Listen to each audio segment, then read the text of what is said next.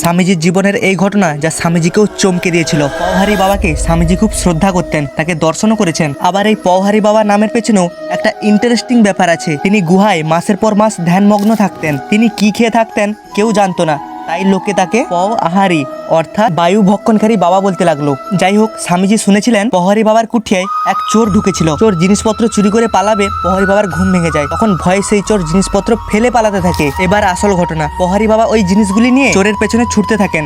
বহু দূরে গিয়ে চোরকে ধরে এবং তার হাতে ওই জিনিসগুলি দিয়ে দেন। কয়েক বছর পর স্বামীজি হিমালয়ে যান এবং একটি সন্ন্যাসীকে দেখে তিনি আকৃষ্ট হন। উনার সাথে কথাবার্তা বলে স্বামীজি বুঝতে পারেন যে তিনি খুব উঁচু দরের। কিন্তু স্বামীজি পুরো অবাক হয়ে গেলেন যখন তার মুখে শুনলেন যে তিনিই সেই ব্যক্তি যে পওহারী বাবার কুঠিয়ায় চুরি করতে গেছিল। সেই সাধুটি বললেন, পওহারী বাবা যখন আমায় নারায়ণ গানে অকুণ্ঠিত চিত্তে সর্বস্ব অর্পণ করলেন, তখন আমি নিজের ভুল বুঝতে পারলাম এবং ঐহিক অর্থ ত্যাগ করে পরমার্থিক অর্থের সন্ধানে ঘুরতে লাগলাম। তাই স্বামীজি পরবর্তীকালে এই সাধুর কথা মাথায় রেখে বলতেন, পাপীদের মধ্যেও সাধুত্বের বীজ লুকিয়ে থাকে।